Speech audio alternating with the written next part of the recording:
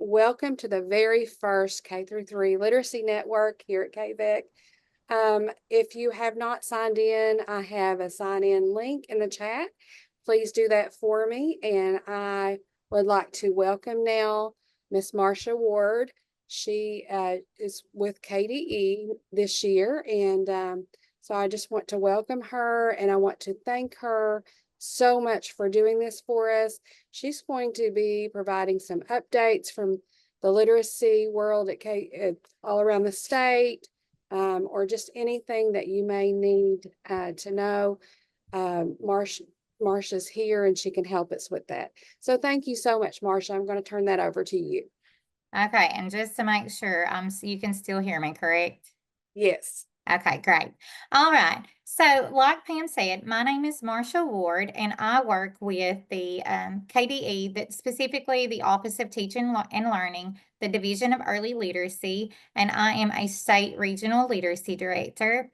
Prior to taking this position last year, I was a teacher for 23 years in Perry County. All of my experience has been with working directly with students in grades kindergarten through 8th grade.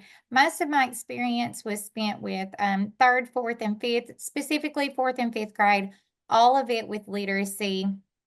Some of that time was also spent actually getting to teach literacy and social studies.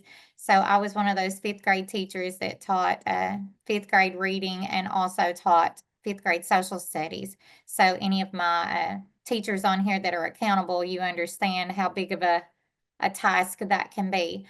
This position that I have currently, I am one of 5 state regional literacy directors in the state of Kentucky, and we were formed through the Read to Succeed Act. And I am part of a larger team of the DEL, and which includes Christy Biggerstaff, which I'm impersonating right now using her Zoom account. She is the Director of Early Literacy. And then Ashley Hill is the Assistant Director of Early Literacy. I know that most of you are probably familiar with these two ladies. And then the other pictures you see on the screen are my other the other 4 state regional literacy directors that represent different areas of the state. Myself, of course, I work to assist schools in the eastern part of the state, specifically in the KVEC region. And we actually have 3 new members to the DEL team. There are regional principal support leaders, and that would be Angela Ballinger, that works with the central part of the state, Byron Darnell, that works with the western part, and then we have Mike Bell from Floyd County that will be working to support leaders in the eastern part of the state. So part of what our job is specifically, we have 23 coaches around the state, and those 23 coaches are placed within schools this year. And those state literacy coaching specialists provide support for the teachers and the administrators in that building, strictly toward improve literacy outcomes for our students in grades kindergarten through 3rd grade. I also provide support for those districts that KDE has a partnership with, but because I have a little bit more flexibility with my time, I also can provide support to districts other than the ones that we're directly partnering with. Specifically, Breathitt County is one that I'm going to kind of call out on, because Breathitt County has been a district that I have worked with in this role as a state regional literacy director. I know several of you on this call are teachers, which is my heart and soul. I love my teachers first and foremost. And today, I really wanted to kind of talk a little bit about the reading improvement plans, which is why I'm really excited that there's teachers on this call, because I know probably a lot of the people on this meeting are actually developing or have already developed reading improvement plans. So hopefully I can give you a little bit of guidance in that. But before we dive too deep into the reading improvement plans, I do want to not really caution, but when you're having these conversations with the other teachers in your school, when we're talking specifically around the 5 pillars of reading, we need to think about, do we all know what we're talking about when we say phonemic awareness? One of the things that I have discovered in this role is that sometimes we think we're all talking about the same thing, but then when we begin defining it, we realize that the definitions can vary from role to role or parts of the state, um, from one part of the state to the next. And so I know that in the state of Kentucky, we have quite a few teachers that are alternate certification. So we have the teachers that are option 6, option 9, that maybe didn't go the traditional route. And so they're coming into education and they may not have as strong a background in literacy as someone that went the more traditional route as an elementary education person. So one of the things that I would recommend, especially if you're part of the reading improvement plan team, is taking a moment to look at the Literacy at a Glance collection on KDE's website and really taking a moment to look at these 5 pillars of education. So the first one, and we actually have 5+1, the first one being phonemic awareness, and then, of course, phonics, fluency, vocabulary, comprehension, and then our +1 is the building knowledge. So these literacy at a glance collections are really good, specifically when you're looking at that reading improvement plan, because these are those 5 components of reading that you are going to be identifying as an area of strength or an area of that needs growth for students. And it's important that everyone on that team and also the parents, we all have the same shared definition of what that means. So these literacy at a glance documents are super user friendly. It gives a definition, so we all know what we're talking about. And then the next part of it, it gives recommendations for the classroom. And then it has an alignment to our Kentucky academic standards for reading and writing. These documents can be found on KDE's website on the early literacy page. I will actually share this presentation with Pam and then she can send it out if you all are interested in any of the links or any of the information in this session that you would like to look at later. But I do highly recommend this for those teachers that may be alternately certified, but maybe they're new to literacy, or maybe they're new to a grade level. Maybe before they had taught 4th grade reading and now they're in a 1st grade reading classroom and they may not be as familiar with some of the terminology that they're going to see on the reading improvement plans. Specifically, I see a lot of confusion with phonemic awareness and phonics. And one of the ways that I like to explain it to parents and even principals sometimes are phonemic awareness activities could be done over the phone. So it's specifically with you're not looking at anything in print, it's all about the manipulation of sounds. So just a real quick plug for that. And when we look at it again, this gives you a definition of the what it is, and then it gives you the recommendations for the classroom. Specifically, I wanted to look at the phonemic awareness because I know that a lot of students that are below benchmark in kindergarten and even 1st grade, one of the areas of growth is phonemic awareness. And if you look at the Read at Home plan, it gives some of the same activities that you see under the at a glance document for recommendations for the classroom.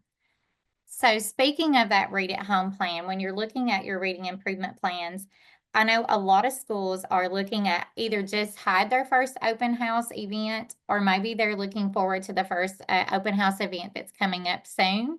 And it's the perfect opportunity to speak with parents about their child's reading improvement plan. Um, have that section of the Kentucky Read at Home Plan Family Guide, have that printed out with that area that was identified as that student's area for growth. Have that printed out and then be able to sit down with those parents. You could even have it as a workshop where parents would be able to practice some of those suggested activities that come along with the Read at Home plan. So I couldn't recommend this strongly enough.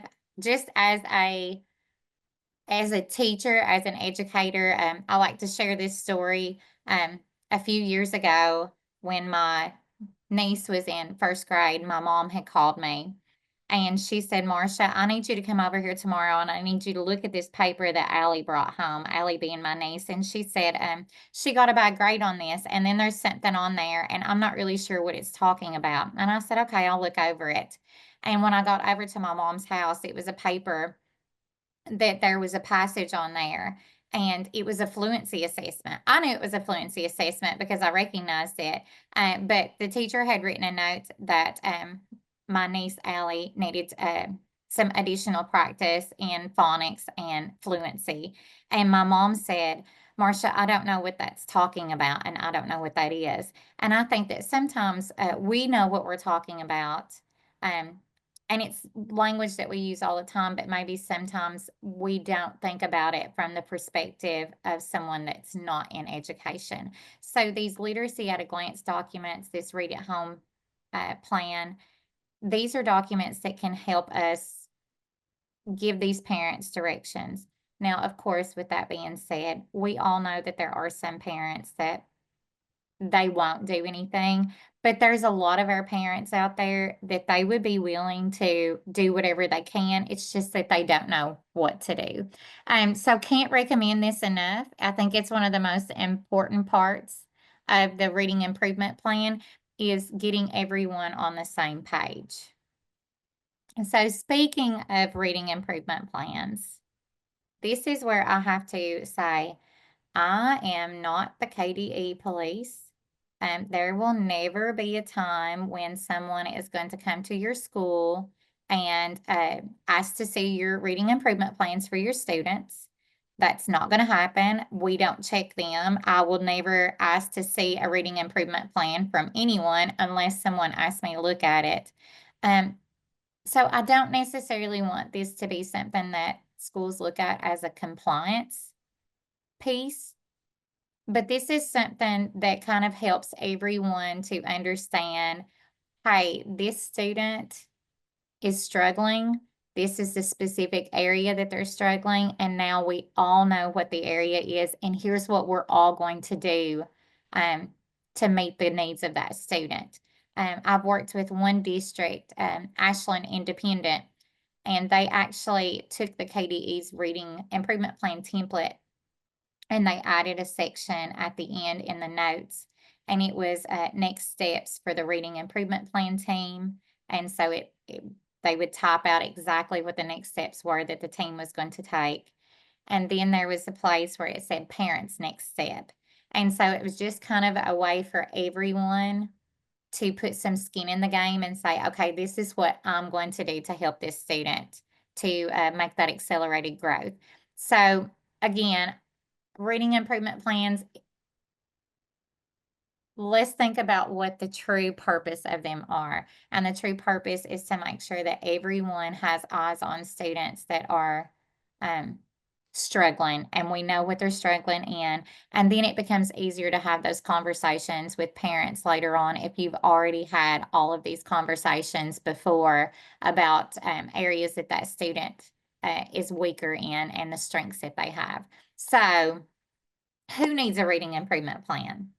There's been quite a bit of confusion about this, and I know that sometimes the information is kind of given very quickly, and it's easy to misunderstand or not be able to go back and pin down exactly the language of it. But if a student already has an IEP, the IEP trumps the reading improvement plan. So if you have a student that has an IEP, they do not need a reading improvement plan if that IEP includes reading goals. Now, if that student has an IEP because of a speech impediment, a speech difficulty, or a specific learning disability in math, then of course, if they also have a need in reading, then you would have the reading improvement plan. But if they already have an IEP, and they have goals in reading, then they do not also need a reading improvement plan. So per the Read to Succeed Act, if a student does not meet benchmark on the universal screeners, so that rate of proficiency, then they're going to have a diagnostic assessment to determine the specific areas, and then that student will have a reading improvement plan. And then, new to this year, the addition of fourth grade students. So any student that last year on the third grade KSA, if they scored below proficient, they shall have a reading improvement plan. So this year, the fourth grade was added. So if you had a student that on the KSA, they were apprentice or novice in third grade in reading, then they need a reading improvement plan in fourth grade, which also created a lot of questions. So this is what I've been asked multiple times. What if I have a student that scored below proficient on the KSA, but on the universal screener, the beginning of the year universal screener, they met benchmark? And of course, that could completely and totally happen.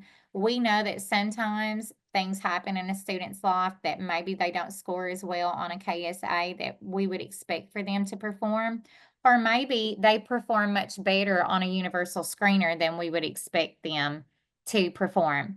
I've had students in the past that they were really struggling, and they took back then we took the MAP assessment, and they scored distinguished. Sometimes we have to really look at that student, and we have to look at the data. So if that student scored below proficient, excuse me, on the third grade KSA, but they score proficient on the universal screener at the beginning of the year, first of all, we need to look at what happened. Do we have any data that backs up one piece of that information?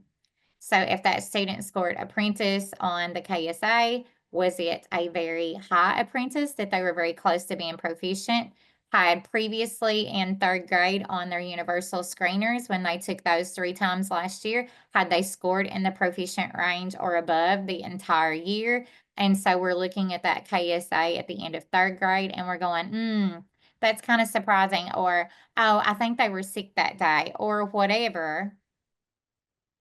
Then we would have to look at it. They still would need a reading improvement plan, but that reading improvement plan, they need to have interventions to kind of keep a check on that student, but it may be discontinued quickly depending on how they're progressing and the progress monitoring data of that student. So the goal is, just like with any other support, that eventually that student will no longer need it. Now, another question that I've been asked too several times is, well, what if a student had a reading improvement plan in second grade, and now in third grade, they score below proficient, they score below benchmark on the beginning of the year universal screener? Do I have to create an entire new reading improvement plan? My recommendation is that you continue the reading improvement plan. You're going to update the original plan, because you have that, all of that is data that you're keeping on that student and what intervention that you're doing with that student. So that way the team can make choices about what the next steps is for that student. So that's a lot of information. It's really broad, and I'm going to give you all an opportunity to kind of ask me questions, and I'm just going to cross my fingers and hope that I know the answers to half of them. But I know that there's a lot of information out there, and sometimes it's really hard to stay connected and to keep on track of everything that's happening. With a new commissioner, there's new things that are coming out all the time, and new information, and just things. If you're wanting to stay connected, I would highly recommend subscribing to the Early Literacy newsletter.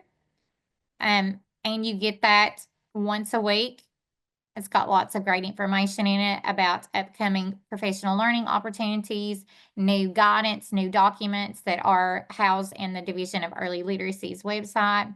The Division of Early Literacy also has office hours. That we have virtual office hours once a month. It's usually the second Tuesday of the month. We actually had office hours today. Our next office hours will be Tuesday, December the 10th from 9:30 to 11. That does not mean that you have to get on there at 9:30 and stay on there the entire time till 11. If you have a specific question, you can jump on there, ask your question, get the answers that you need from a member of the Dell team, and then hop back off. If you are not already receiving communications update from the Eastern team in some way, and by that I mean usually those emails are sent by myself or one of the 4 coaches that works with me, and we send those communications out to all the principals and district personnel in the eastern part of the state. We send those in hopes that they get forwarded on to the rest of the staff. If you are not receiving, it should be a monthly communication, then please, by all means, just put your email address in the chat. I'm not here to judge anyone. My main goal in doing this was to make sure that I have a little bit more leeway than a classroom teacher or a principal. You all have a lot on your plates.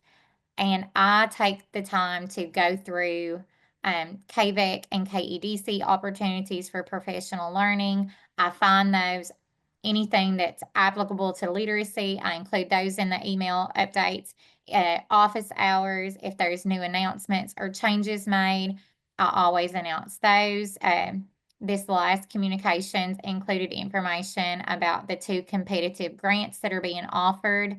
You have the RDIF mini grant and then the Kegel grant that is a much larger reward awarded grant. So my team and I, we really try to stay on top of getting those communications out to the eastern part of the state to make sure that if there's anything that's going on with literacy, that you all know about it first. So I know that I gave a lot of really broad information about the reading improvement plan, and I did not see the chat, so I didn't want to oh, interrupt you.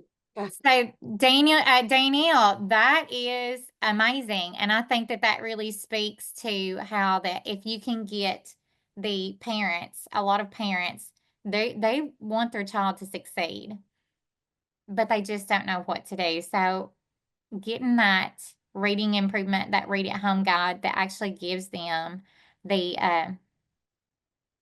step by step and the activities that they can do um, to help their child. That's something that, that's made a difference in that child's life. And if it hadn't been for the universal screener and the diagnostic assessment and the reading improvement plan and meeting with the parents and sharing that information, I'm not sure if we would have seen that same result. So thank you, Danielle, for sharing that. I really appreciate it. So do I have any questions, more specific questions about reading improvement plans? Because I know that this is something that's kind of like on everyone's mind right now. And I didn't go into how to write one because I'm pretty sure that Chrissy Biggerstaff has already given some information walking through the exact how to do it.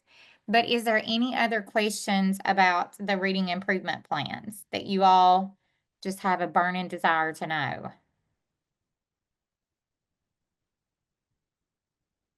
Any questions? And just here's a quick announcement though. So if you or anyone you know had kind of been considering joining leaders, originally there was only enough funding to go through cohort 3, which just started last month. But we have gotten official word that there will be a leaders cohort 4 that registration will open up in May. So we at least have one more year of leaders training that will be offered for free for any public school educator K through 5. So if you or anyone else that you know have been kind of considering it, and then you're like, oh man, I missed out on my opportunity. And I'm assuming that KEDC and GREC and some of the other Southeast, South Central, some of the other co-ops will again be offering the literacy rank change the CEO literacy rank change, that will still be an option, and registration will open up in May, and those communications will include as soon as that registration becomes available. And also, if you all know of any preschool teachers, that's a little bit different. The early educators, leaders, it's a 1 year class, kind of like the leaders for administrators is a 1 year commitment. The leaders for educators is a 2 year commitment. But the preschool is a little bit different. Their registration actually begins earlier, and it's not through KDE, it's through another opportunity. But if anyone in the eastern part of the state is interested in that, when it comes closer to that, I will reach back out to the person at KDE that was responsible for that, and we can look at getting the preschool teachers into the early educators leaders training. Thank you so much, Marcia. Does anyone have any questions for Marcia? There was a lot of questions that I had that was answered today, especially about the third grade students. And when you were talking about does it need to be a new one? I think that makes sense that we just continue that one on. So that was a good clarification for us. Danielle, would you mind to speak for just a second? Because I want to know what you did. What do you think really helped that reading plan? How did that reading plan help with those scores? Because it is a very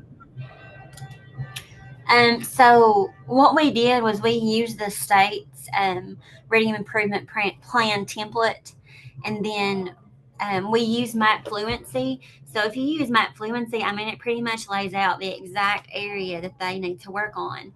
And then our district, we bought some reading kits from Lakeshore, and what we did is we went through the Read at Home plan family guide and highlighted the exact area from reading fluency map that they were low in, and then we showed them like these are the exact activities you need to mostly focus on. I mean, this other stuff is good, but this is their weakness. And this parent that I was talking about, she really wanted to help her kid, she just really didn't know how. So a lot of times we do have parents like that do take what we're saying and help. But also the student was in Save the Children, so they got that extra help too.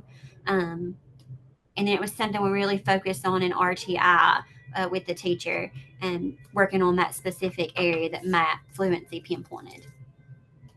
Thank you so much for sharing. That is awesome. Right. Any other questions or comments for Marcia? Okay. We had one person that was trying to get in, so I did put the meeting ID and the code in the chat if someone's trying to get in. I'm not sure if there's an extra layer of security that we need to take care of for the next time, but I'll get the Holler team to look at that and see if they can help me with it. So I'll go ahead and start sharing my screen.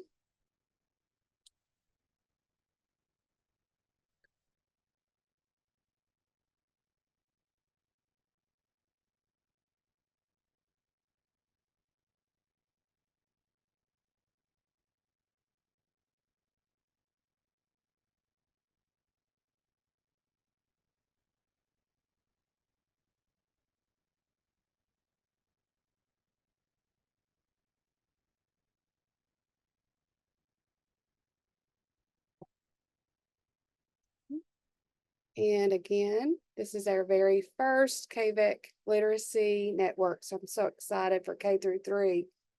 I'll just give that just a moment to load up there. If you haven't signed in, I do have it in the chat several times. So there's the QR code. And of course, our code, it's just to come together as teachers and coaches and specialists, principals, everybody that is involved with those K through 3 kiddos that are just in learning to read and really promote that love of learning. I think when we get that motivation and that love of learning and the love of reading down from a very early age, it's very important. So this is what this network is all about, and I'm so excited about it.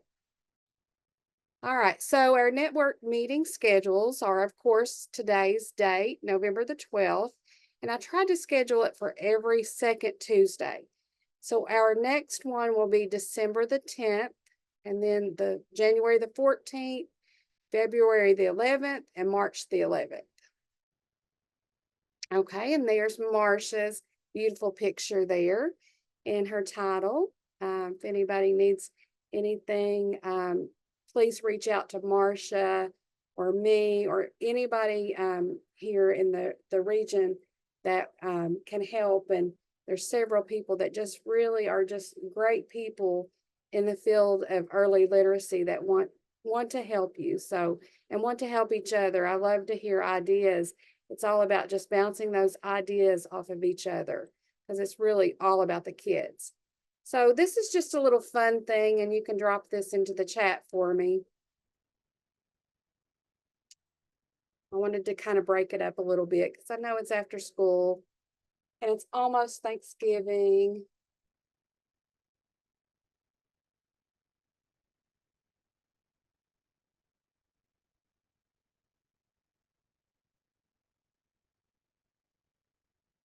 Okay, we have a lot of pecan pies. We have a lot of pecan pies. One apple with ice cream, chocolate pies, pumpkin pie. Okay, a lot of people like the pecan.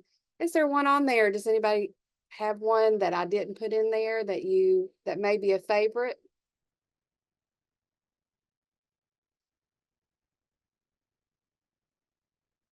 I tried to think of the most common that would be for Thanksgiving. It's making me hungry. Okay, so I did try to put in some links here for you. And there's a very new early literacy newsletter that came out today. And it has a little bit more information about those grants that Marcia was telling you about just a moment ago. This is the one from November the 5th. So if you have not joined the early literacy newsletters or you haven't signed up for those, this would be really good for you to do. It gives you all the new information when the grants come out. This is a very large one.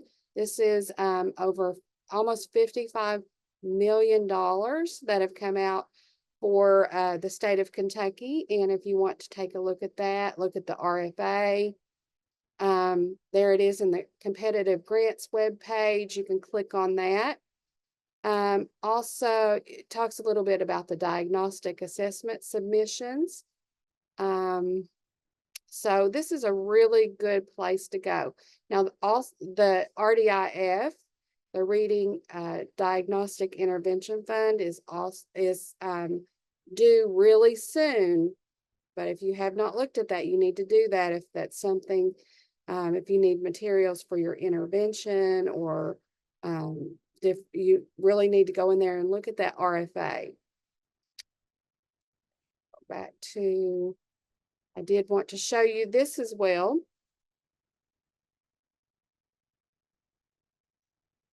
This is, if you haven't seen this on the KDE website, this is where you can find all things early literacy. Okay, and over here on the side, you can find all the newsletters.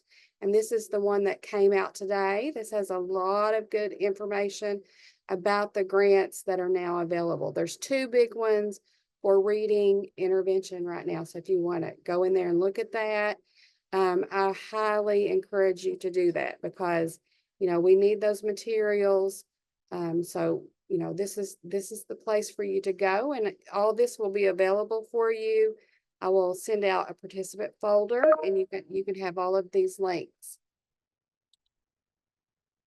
And then I wanted to show you this as well. This is the competitive grants. If you don't know how to get to this, all you have to do is go to KDE's website and go up here and type in competitive grants. and you can find this page anytime.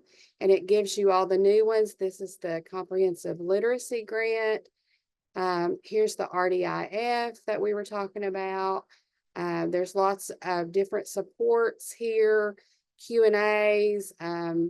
There's probably a webinar in there as well. So if I really encourage you to do that if you have not taken a look at these two grants. And Marcia just dropped into the chat that June 13th will be the second annual Kentucky Reads to Succeed conference. So like the big one that we had this past summer, that will be coming up in June, on June the 13th. And Marcia, where is that one going to be this year? Is it in the same place or will it be in a different location? No, we're a new division and there are growing pains. And one of those growing pains is coming to the realization that if you're wanting to reserve Central Bank Center in Lexington, you probably should do that at least 2 years in advance.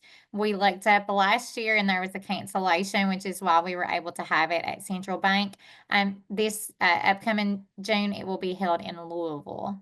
I'm not sure if they've signed the contracts yet on the exact location, but it will be in Louisville this year. Okay. All right. Thank you. Just keep us updated on that. All right. And our upcoming trainings here at KVEC, if you have not signed up for Rick Fisher, this is going to be a great training. This will be Thursday. There's still time. So if you haven't done that, you can go in there and sign up for that. Tools that help students learn more and remember it longer. And we really appreciate Rick Fisher from Thoughtful Classroom. He has a lot of great ideas. He's been working with some of our new teachers this year and just different groups of teachers here at KVEC. Also, we have our Leading Vibrant Learning. This will be with Alexa Harden and Crystal Doolin. They are KDE Regional Innovation Specialists. So if you haven't signed up for this one, this sounds like a great training as well. This is November 19th. That will be next week here at KVEC, and the registration QR code is here. It is also on our KVEC PL calendar. So I can drop that one into the chat or drop that into our participant folder as well.